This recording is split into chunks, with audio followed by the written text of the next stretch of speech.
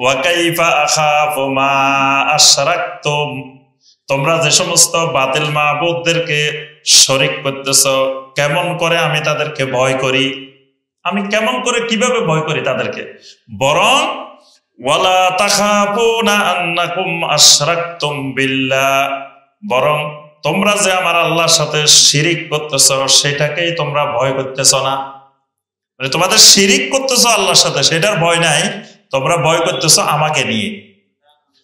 মা লাম ইউনাজ্জিল বিহি আলাইকুম সুলতানা, যে ব্যাপারে, যে শিরিকের ব্যাপারে আমার রব তোমাদেরকে কোনো দলিল প্রমাণ উপস্থাপন করেন নাই, কোনো দলিল প্রমাণ নাই, দলিল প্রমাণ বিহীন শিরিক করতেছ সেটা নিয়ে তোমাদের ভয় নাই, তোমরা ভয় করতেছ আমাকে।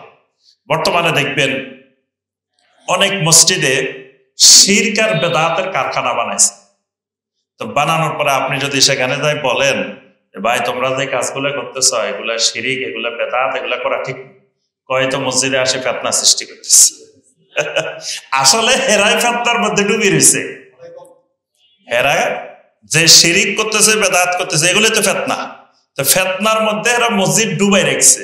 আপনি যখন যে ফিতনা দূর করতে চাইবেন এবার কবে যে দেখো সমাজের মধ্যে ফিতনা ছড়াইতে আসছে, আপনি তো ফিতনা ছড়াইতে আসেন না, বরং ফিতনা দূর করতে আসছে। এখন ইব্রাহিম আলাইহিস সালাম বললেন তোমরা যে শিরিক করতেছো এটা তো আল্লাহর কোনো দলিল প্রমাণ তোমাদের কাছে নাই, দলিল বিহীন আল্লাহর সাথে শিরিক করতেছে, এজন্য শিরিকের কোনো কি নাই, বেদাতেরও কোনো দলিল, এগুলো দলিল বিহীন। শিরিক আর বেদাত হলো দলিল বিহীন। যেমন ধরেন আপনি দরুদ পড়তেছেন, মিলাদ পড়তেছেন, পড়তে পড়তে ইয়া নবী সালাম আলাইকা বলে কি করলেন, দাঁড়াই গেলেন, এই দাঁড়ানোটা কি না, শিরক।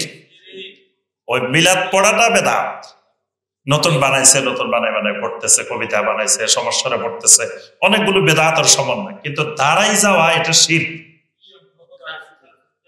কেন দাঁড়ানো শিরক? কেন?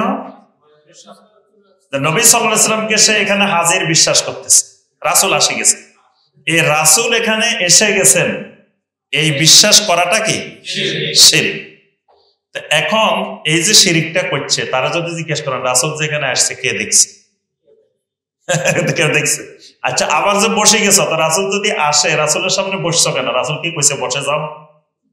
কি আল্লাহ রাসূলকে বলছে ঠিক আছে ঠিক আছে আর দাঁড়াইও না, আবার বসো, এটা বলছে? রাসূল দাঁড়ায় রয়েছে, তুমি আবার বসলা কেমনে? অর্থাৎ সম্পূর্ণ জিনিসটাই কি দলিলবিহীন, নিজেদের বানানো দলিলবিহীন। এরকম যত শিরক আছে, যত বেদাত আছে, শিরক এবং বেদাতের কোনো কি নাই, দলিল নাই। এজন্য দেখবেন আপনি যদি জিজ্ঞেস করেন ভাই এই যে আজানের আগে দরুদ পড়েন কেন, দরুদ তো নবী সাল্লাল্লাহু আলাইহি ওয়াসাল্লাম বলছেন কি আজান যখন শেষ হবে সুম্মা সাল্লু আলাইয়া, এরপর আমার উপরে কি করো, দরুদ পড়ো। তা আপনি আজানের পরে না দরুদ পড়বেন, আগে পড়েন কেন? তার জবাব কি? জবাব জানা না, কারো ছিলে সিন্নি খাইলা মোল্লা চিনলা না, এটা হলো দলিল। আমি কয়েকজনকে জিজ্ঞাসা করছি, জিজ্ঞাসা করার পরে এমন খেপা খেপছে, খেপি কয় কারো ছিলে সিন্নি খাইছ মোল্লা চিনলা না, রাসূল না হইলে মিয়া তুমি আজান পাইতা নাকি? যে রাসূলের কারণে আজান পাইছ সেই রাসূলকে দরুদ পড়া এটা বুঝি বেদাত? সেই রাসূলের দরুদ পড়লে বেদাত হবে কেন? আর সেই রাসূলের উপরে দরুদ না পড়ে তুমি কি আজান শুরু করবে? তাহলে দেখেন এই এখানে দলিল বিহীন বেদাত, মানে আবেগের বেদাত। এই যত শিরিক সৃষ্টি হয়, বেদাত সৃষ্টি হয় আবেগ দিয়ে, দলিল বিহীন। এই জন্য আল্লাহ পাক বলছেন, ইব্রাহিম আলাইহিস সালাম জাতিকে বলতেছিলেন তোমরা যে শিরিক করতেছো মা লাম ইউনাজ্জিল বিহি আলাইকুম সুলতানা, এই ব্যাপারে আল্লাহ পাক তোমাদেরকে কোনো দলিল প্রমাণ অবতীর্ণ করেন নাই। ফাআইয়ুল ফারিকাইনি আহাক্কু বিল আমনি ইন কুনতুম তা'লামুন, আমরা এই দুই দলের মধ্যে কোন দলটা নিরাপত্তার ব্যাপারে অধিক হকদার?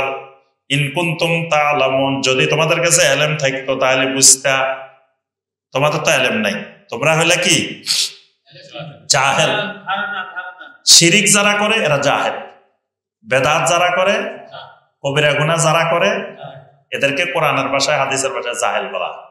যত জ্ঞানী হোক কারণ এলেম যদি সত্যিকারের এলেম থাকলে সে শিরিক করতে পারে না, বেদাত করতে পারে না, কবিরা গুনাহ করতে পারে না।